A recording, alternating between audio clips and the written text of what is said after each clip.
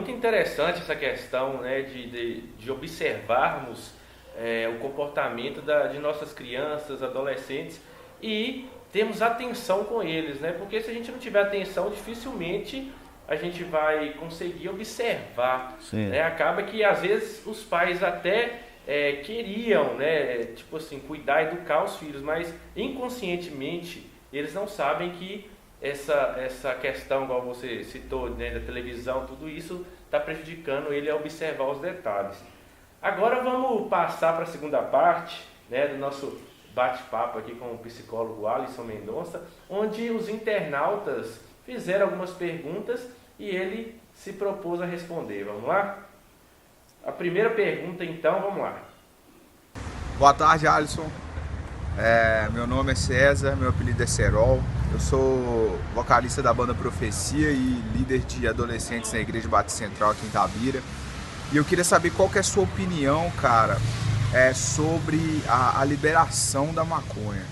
Sobre a gente lida com muito jovem, com a juventude, e hoje esse assunto é muito debatido entre eles. Qual que será o reflexo disso, se tiver isso, nas escolas, nos bairros, na nossa economia, e você como profissional, né, um psicólogo, qual que é a sua opinião sobre isso? Boa tarde, César. Excelente pergunta, e isso é um debate realmente muito extenso. E como eu falei, nós temos que trabalhar de uma forma geral, né, tentar entender bem este contexto. O fato de algumas pessoas quererem liberar a maconha, segundo algumas pesquisas, alguns responsáveis, que a maioria das pessoas hoje em dia que são presas ou esses jovens que estão entrando, isso é um peixe pequeno e que teoricamente a maconha não faz tanto mal assim. Mas eu vou ser sincero, que eles falam assim, se fazer uma educação, se fizer, melhor dizendo, a educação bem feita, anunciar, falar isso, advertir, lidar com a situação, não vai trazer problema nenhum. Pelo contrário. Na minha visão, eu acho que vai trazer problema do mesmo jeito. Pode ser que essa filosofia de pegar peixe pequeno ou grande, isso aí, a inteligência, no sentido da investigação policial, eles têm que dar seu jeito. Porque o problema não é este, o problema nosso vem da base. Uma educação falha, uma família cheia de problemas, e isso seria paliativo. Então, se não resolver a educação, não resolver a questão da família e vai falar de educação, por exemplo, nós sabemos que beber e dirigir não pode. O governo colocou multas elevadas, colocou ali problemas para poder prender carro, tudo isso. Mas a falta de fiscalização, as pessoas continuam bebendo e dirigindo, causando acidente, causando tragédia em famílias. Mas o governo ensina? Ensina. Você pode ver, tem propagandas na televisão, tem propagandas no posto de saúde, propagandas na escola, falando volante e bebida não se mistura. Mas pode reparar, adolescentes bebem e não poderiam beber porque são menor de idade, conseguem bebidas. Pessoas jovens, universitários, bebem e dirigem. E teoricamente, um jovem que está na universidade seria uma pessoa que já está bem maduro, vamos dizer assim, nesse sentido, de saber o que é bom para a vida dele. Mas o que eles querem fazer? Então nem não, por quê? Uma questão interessante também com adolescente, na maioria deles, eles pensam que acontece com o outro, mas comigo não acontece. É o que alguns chamam de síndrome do adolescente. Ele acha que ele pode beber e dirigir, que não vai acontecer nada, não vai bater o carro, não vai ter multa, não vai sofrer um acidente. Eles podem ter relação sexual sem camisinha, que não vai adoecer, que não vai engravidar, porque eles acham que eles são intocáveis. Isso é inconsciente na nossa cultura. Então, ou seja, o jovem está lá na faculdade, estudando, geralmente falam que são, alguns sim, outros não, mas vão lá e bebe, dirigem, e depois, cadê a educação? Não é só a educação, tá vendo? Comportamento humano, ele não se muda da noite para o dia, é um processo. Por quê? Tem raízes, tem marcas, tem crenças. Por isso que essa questão de liberar a maconha e falar, vamos fazer ali um estudo, vamos educar a população, não vai resolver. Porque nós temos problemas gravíssimos nessa área de bebida, de drogas, já atuais sem liberar. E se liberar, não é só educar, porque não é só falar que a pessoa vai obedecer. Ou seja, se liberar a maconha, vai ser algo paliativo. Mas a bebida é liberada. Sim, infelizmente é liberada no nosso país. como em muitos outros. Mas você pode ver, adolescentes bebem, jovens bebem, adultos bebem e destroem famílias. E sempre tem ensinos. Quer dizer, ou seja, eu na minha visão de profissional, de cidadão, eu acho que não é o caminho liberar maconha e droga nenhuma. Por quê? Vai ampliar o problema. Alguns casos, pode até falar que conseguiu pegar aqui, pegar ali, mas é paliativo, se não resolver a base. Então, se a família não estiver estruturada, se a família não estiver estabilizada, para poder trabalhar essa educação emocional, vai desenvolver uma personalidade saudável e assim poderia até funcionar, não em liberar, mas se a família se a criança já cresce num ambiente saudável, com uma base de uma personalidade saudável, ela não vai ter necessidade de preencher vazio, por exemplo, na metáfora que eu usei. Então, se ela não vai ter necessidade, ela não vai ser presa fácil. Ela não vai ser presa fácil, então a melhor maneira de evitar problema é não fazê-lo. E assim, eu acho que funciona melhor. Então, concordo com a pergunta pertinente, eu acho que o caminho não é liberação de droga nenhuma. E também, como você falou aí, essa questão, bebida aqui no Brasil, para menores de 18 anos é proibido. Mas assim, a gente vê muitos casos de adolescentes entrando até em coma alcoólico nas praças, nas festas, e isso é algo que é muito preocupante, né? Então assim, a gente vê que não tem uma fiscalização, até das leis que já existem, e também até aquelas pessoas que a bebida ela já é liberada, né? O álcool, todas as pessoas usam de uma maneira desenfreada e a gente vê que é algo que faz mal. Então vamos para outra pergunta agora. Olá, doutor Alisson, meu nome é Franklin. A minha pergunta é a seguinte: toda vez que uma família ela convive com um usuário de drogas, um dependente do álcool, por exemplo, uma das coisas que as pessoas mais fazem dentro da família é desprezar, evitar, né, e rejeitar, muitas das vezes. Então minha pergunta é a seguinte hoje: mediante a sua pessoa como psicólogo, o que você recomenda principalmente para os familiares, para aqueles que estão no entorno desse usuário, né? O que você recomenda que seja a postura deles para com essa pessoa? Essa hoje é a minha pergunta, esse hoje é o meu questionamento, e eu acredito que você tem uma excelente resposta para a gente. Deus te abençoe. Ok, Franklin, ótima pergunta. É uma situação muito complicada.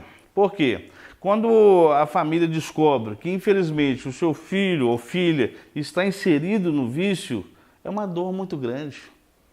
É uma dor porque os pais, nós pais, né, e futuros pais, não querem criar filhos para poder se perderem. Só que aí eles sentem a culpa. Onde eu errei? Então, muitos pais se perguntam, onde que eu errei? Olha, como a comportamental trabalha entre a relação a pessoas, ou seja, sujeito e ambiente, ou seja, onde ela vive, então os erros são muitas variáveis. Eu não posso falar que o erro é do fulano ou do beltrano. Isso seria simplificar muito, mas não é. São várias questões que levam uma família, infelizmente, a não conseguir suprir a necessidade da família, com prazer, alegria, afeto, amor. Por isso que, como eu falei, isso gera uma deficiência futura. Mas quando acontece uma fatalidade dessa, ali o jovem ou a moça, o rapaz, eles querem sair deste mundo, eles precisam passar por um processo de desintoxicação. Aí depois que eles aceitam, primeiramente, que eles têm um problema, porque a dificuldade de muitas pessoas é aceitar que tem um problema. Muitos drogados, muitos alcoólicos, eles têm a sensação que eles estão no controle. Que a hora que eles quiserem, eles param. Mas isso é uma ilusão. Para poder, como se fosse um alívio. Mas não, no fundo, enquanto eles não tiverem essa consciência que eles precisam, eles não vão buscar ajuda. Mas quando conseguem entender que precisam, que não dão conta sozinho mais, aí tem esse processo. Então tem trabalhos interessantes com clínicas bem preparadas, que levam a pessoa à desintoxicação. E dependendo do nível, precisa de um acompanhamento médico, de um remédio para poder auxiliar nesse processo, além de acompanhamento psiquiátrico e terapêutico. Porque a pessoa vai ter que aprender a lidar com o vício com as próprias armas ou artimanhas, desenvolver habilidades. E sozinha ela não vai conseguir, o repertório dela é limitado. E um problema é que a família também não sabe como lidar com isso, como foi bem colocado. Então a família geralmente rejeita, bate, porque acha que é assim que funciona. Por quê? Na nossa cultura é ensinado que brigar, bater, ser agressivo vai resolver o problema e não resolve, pelo contrário. Se você pegar uma criança, por exemplo, e está fazendo birraça e bate na criança por algum motivo que ela fez errado, ali para o problema aparentemente, ele para de chorar ou resolve. O pai inconsciente ou a mãe inconscientemente resolveu o problema. Não, aquele problema ele foi para um âmbito suprimido e escondido. O comportamento final, que seria aquela ação, aparentemente resolveu, mas aquilo ali vai gerar um efeito colateral, com problemas posteriores. Então, bater, ser agressivo, seja na palavra, ser rejeitado, porque as pessoas acham que a agressividade é só xingar palavrão, é gritar. Não, eu posso ser agressivo com você te tratando com indiferença, não respeitando você. Então, ou seja, sendo agressivo não vai resolver o problema. Vai colocar que a culpa é sua, eu não fiz nada de errado. Você que caiu. Então não adianta fazer isso. Neste primeiro momento, o que é necessário fazer? Acolher. Quando se acolhe com amor e quando tem uma comunicação assertiva, adequada, ou seja, comunicação transparente, a família vai ter que lidar com isso. Como? Conversando. De uma forma a ajudar a pessoa a prevenir as recaídas. Então ele vai ter que desenvolver essa habilidade. Então, e outra coisa, tem famílias que falam assim, não, o fulano ficou lá 6 meses na clínica e voltou bem, vamos fazer uma comemoração, o que faz? Faz um churrasco, tem bebida lá. Ah, mas ele não é viciado em bebida, é viciado em droga. Uma coisa leva a outra. É verdade. Então não é o caminho. Então, ou seja, a família vai ter que realmente acompanhar. Seria interessante toda a família fazer um processo terapêutico para aprender a lidar, porque é difícil, porque não existe um padrão. Porque cada pessoa é uma pessoa única. Então, tem um viciado que vai ser de um jeito, do outro, e a família do outro. Então, nós podemos dar aqui normas, dicas, mas só que tem que se trabalhar exclusivamente com cada caso, para ajudá-lo a vencer as próprias tentações de não cair. Boa tarde, doutor. Meu nome é Lucas e minha dúvida é a seguinte. Não é raro ver em noticiários e mesmo em grupos de amigos notícias ou casos de pessoas que algum dia experimentaram as drogas e se tornaram viciados e passaram por alguma espécie de recuperação, algum tratamento. E essas pessoas, após esse tratamento, elas transpareceram estar recuperadas. No entanto, em algum dia, por algum momento, essas pessoas tornam a ter aquelas recaídas nas quais elas voltam a usar drogas. A minha pergunta para o senhor é a seguinte: se existe alguma terapia ou medicamento, algum tipo de tratamento combinado que tenha alguma eficiência mais efetiva em relação a essas pessoas, de forma que elas não tenham tanta facilidade para voltar ao mundo das drogas. Muito obrigado. Ótima colocação, Lucas, e boa pergunta. Olha, qualquer processo terapêutico vai auxiliar, não tenho dúvida nenhuma. Mas como a minha área é comportamento, a minha especialidade, então na psicologia comportamental ou cognitivo-comportamental, ela tem muitas ferramentas que vai auxiliar a pessoa a trabalhar para não ter essa recaída. Por quê?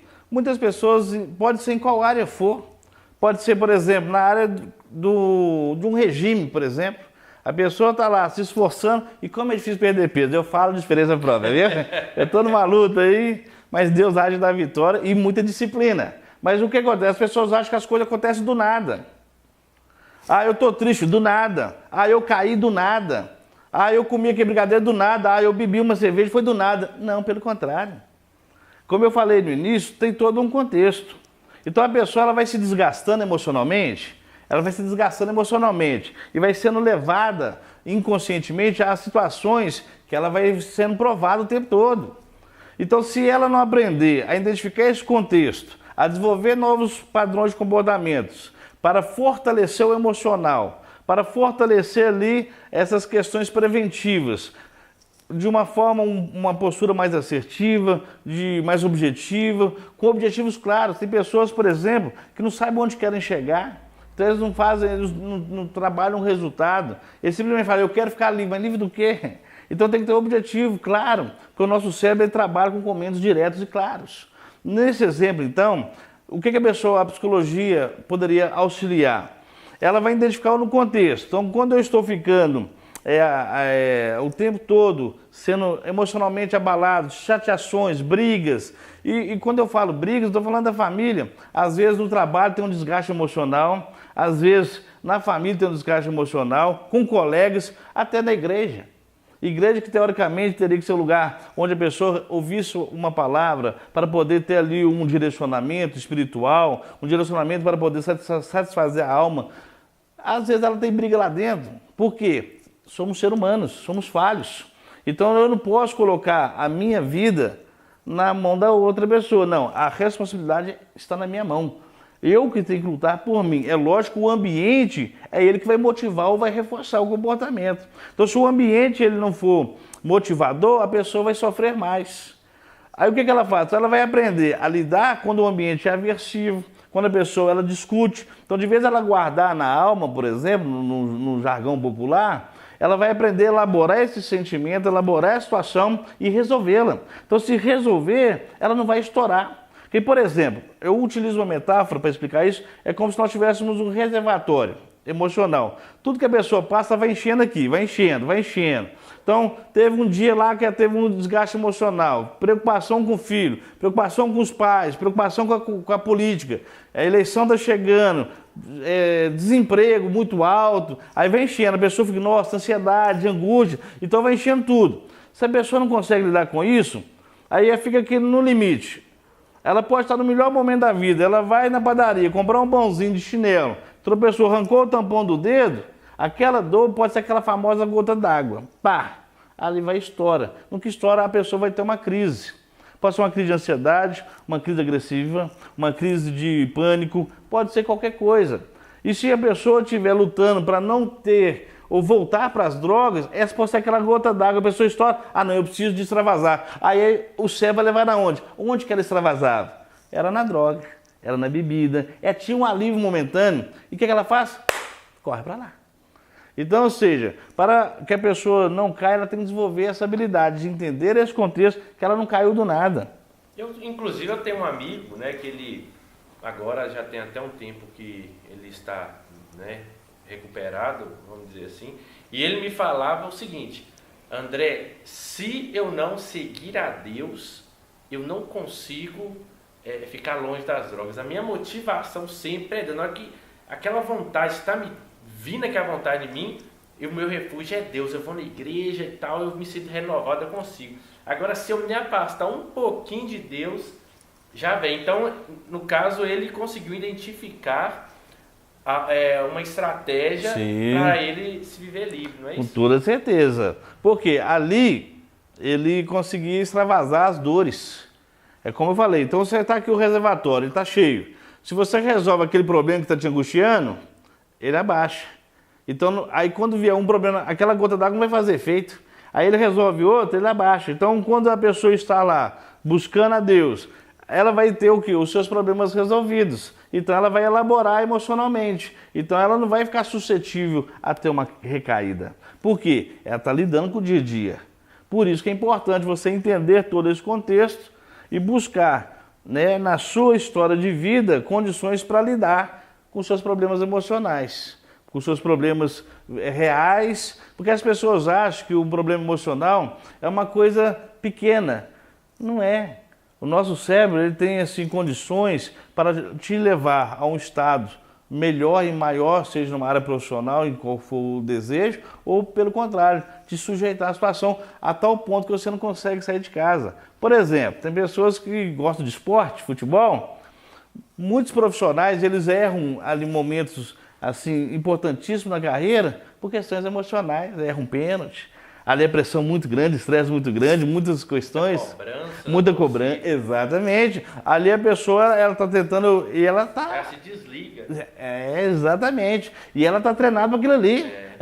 É o comer o arroz com feijão dela. Chutar uma bola bem chutada, com exceção de alguns pernas de pau.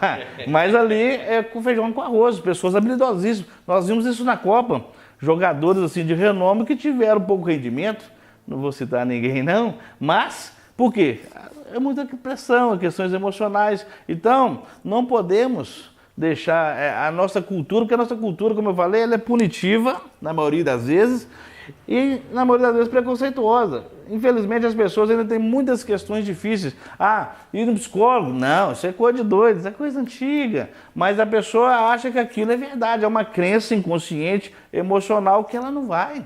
Aí acaba que se ela fosse aprender a se conhecer e conhecer o lugar que vive, ela iria tirar de letra algumas questões. Mas não, eu não vou. Prefere ter uma doença, entre aspas, física, entre preferir, do que falar que está indo no psicólogo. Porque é algo palpável. Mas ainda bem, né, graças a Deus, que a nossa cultura, como qualquer outra, evolui. Então muitas pessoas têm visto, e eu consigo falar sempre que eu posso, uma terapia, ela é fundamental para quê? Não é esperar adoecer para tratar, é algo preventivo. Porque se você é bom numa área, em outra tem que desenvolver como qualquer ser humano. Então naquilo que você é bom, você vai potencializar mais. Naquilo que você resolver, você vai criar estratégias para ampliar a sua visão e buscar a solução. É interessante isso que você falou, doutor Alisson, mas tem uma outra questão também, que é algo que eu tenho como dúvida, é que hoje em dia os pais também eles estão meio perdidos. Sim. Né? Porque eles falam, antigamente uma escola ou outra ali, um lugarzinho ou outro, eu evitava de deixar meu filho, porque ali teria chances de se envolver com terceiros, né, e que levassem eles a usar drogas, bebida, etc. Só que hoje nós estamos chegando em um limite que existem escolas boas que também chegam, né, as pessoas com más influências, diversas festas hoje também. Então acaba que os pais falam, o que eu vou fazer? Qualquer lugar que meu filho vai, hoje em dia está tendo esse tipo de problema. Sim. Então assim, gera esse tipo de questionamento. Sim, o que eu posso fazer para orientar? Porque eu não vou poder estar 24 horas com meu filho. Exatamente, ótima pergunta, Felipe. Volto lá no início da nossa conversa. Quando a família está estruturada, ela está ali caminhando com muita dificuldade, porque realmente as pessoas falam assim, não tem uma cartilha para ensinar a criar filhos. Olha, não tem uma cartilha mesmo, não, mas tem muitos livros bons. Tem muitos profissionais que podem trabalhar com os pais algumas questões para melhorar ali a relação afetiva, comportamental, que isso vai dar uma estrutura para a criança, adolescente e jovem saber lidar com as suas dificuldades.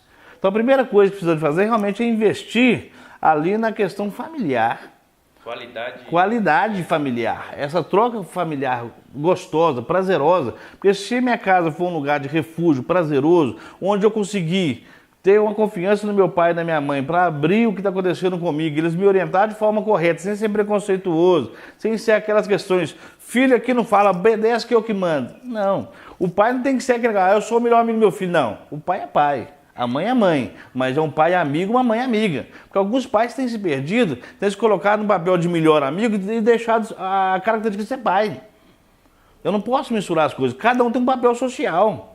Então eu sou um pai amigo, onde eu vou tentar orientar e fazer o meu melhor. Então, ou seja, e com isso a gente precisa de parcerias. Então, ou seja, na minha casa, um amor, respeito mútuo, afetividade, há uma cumplicidade. Então esse é o primeiro ponto, a minha casa tem que estar assim, bem harmônica. E depois, qual que é o próximo passo? Fazer parcerias. Por exemplo, onde a criança, o adolescente, o jovem passa o maior tempo? Na escola.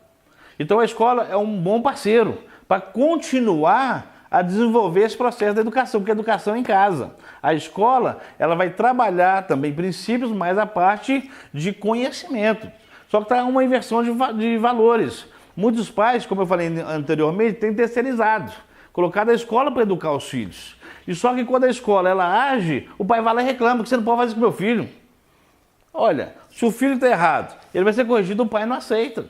Como assim, gente? Se não teve educação em casa, a escola tenta ajudar, aí quando a escola faz uma ação, ela está errada. Ou seja, a criança aprende o quê? Que ninguém vai poder pôr a mão nela. Então ela pode fazer o que ela quiser. Então está faltando essa parceria. Então, ou seja, é lógico que em alguns contextos, algumas escolas também extrapolam, mas não vamos entrar nos detalhes. Mas se tiver uma parceria entre a escola, a família, as pessoas, os vizinhos, um auxiliando o outro, ou seja, nós vamos conseguir blindar melhor essa juventude, os adolescentes, as crianças, porque elas vão crescer tendo uma postura assertiva adequada. Elas vão saber o que é bom para elas e elas vão querer aquilo que é bom para elas. Um caso ou outro, aí vai naquela especificidade que eu falei. Ou seja, eu acho que o caminho é esse. Primeiro, estruturar a família com princípios adequados, fazer parcerias e todos trabalhar no mesmo objetivo, que é o quê? Viver em sociedade. Se eu sou um cidadão correto, e se você é, nós vamos poder fazer algo maravilhoso na nossa cidade. Por exemplo, eu estava ouvindo a CBN nesses dias, estava sendo entrevistado um jornalista que estava morando no Japão, fazendo o trabalho dele lá. Ele falou um dado que eu achei assim, incrível. Ele disse que no Japão não tem lixo no chão e não tem gari. Por quê? As pessoas não sujam. Eu achei isso, eu fiquei imaginando que trem fantástico. Então, se eu como algo, eu vou jogar no lugar adequado ou jogo ou como em casa. Porque ele falou lá que a maioria das pessoas não come fora, não tem essa cultura de comer fora. Elas compram e comem em casa. Ou seja, é um trabalho de unidade. Então, se a sociedade estiver unida, se a família estiver unida, isso vai ser muito mais, vai trazer muito mais resultado do que eu lutar sozinho. Não tem como. Uma metáfora que a psicologia comportamental ela fala, que aí eu fecho essa questão da família, tem um ditado antigo: se o boi soubesse a força que ele tem, ele estourava aquela cerca no peito e ia embora. Na visão comportamental, o que a gente coloca? Não é a cerca que segura o boi, é o pasto. Se o pasto for gostoso, se o pasto for saudável, ele vai querer ir embora? Não. Então, se o seu lar ele tiver uma estrutura adequada, amor, princípios, limite, afeto, conversas adequadas, diálogos, vai ter problema? Vai. Mas a chance de se resolver de uma forma boa para todo mundo é maior. Não vamos ficar isentos dos problemas, que isso não tem como. Mas a condução vai ser mais fácil, porque o problema não é o problema, é como se conduz o problema. Então, se eu focar só no problema, vai gerar mais angústia. Mas se eu identificar o problema e buscar a solução, o foco vai sair. Ou seja, a pessoa vai resolver aquilo que está trazendo angústia. A probabilidade de uma qualidade de vida é maior. Achei interessante esse exemplo do boi que você deu, porque isso mostra que não só na nossa família, mas no nosso emprego, qualquer área da nossa vida, que a gente tiver um bom ambiente, que é um ambiente tranquilo, né, que tem harmonia, os conflitos têm uma chance maior de termos êxito. E qual que é a mensagem final que você deixa para o internauta que nos acompanhou até aqui agora, que passa ou não por esse problema, e também deixar o seu recado, né, do seu trabalho aí, seu contato, se alguém quiser te achar. Ok. Eu gostei muito de estar participando aqui da entrevista. Obrigado a você, Felipe, né, Almirage, que está me dando essa oportunidade, que é um trabalho maravilhoso. Tenho acompanhado vocês no Facebook, nos vídeos. E a questão importante, como nós temos conversado, é essa questão realmente do ambiente, é valorizar essa relação das pessoas. Então, por exemplo, muitas pessoas falam assim: eu não vou elogiar porque senão estraga. Isso é uma regra, né, que inconscientemente que a gente tem. Então, muitos filhos reclamam: tudo que eu faço certinho, meu pai ou minha mãe não fala. Quando eu erro, eles brigam, ou às vezes no serviço, enfim. A vida não é fácil. Então, o ambiente tem que ser motivador, como eu falei, para que tenha essas trocas saudáveis. Então, se a vida não está fácil, não foca no problema. Qual que é a solução? Por quê? Você é jovem, adolescente, criança, adulto, não pode esquecer um detalhe: a sua vida está na sua mão. O que você faz, você vai colher daqui a pouco. Então não adianta depois falar: porque eu não tive um pai presente. Não. A responsabilidade é sua da sua ação. Por mais que isso influencia, mas no final das contas, não justifica.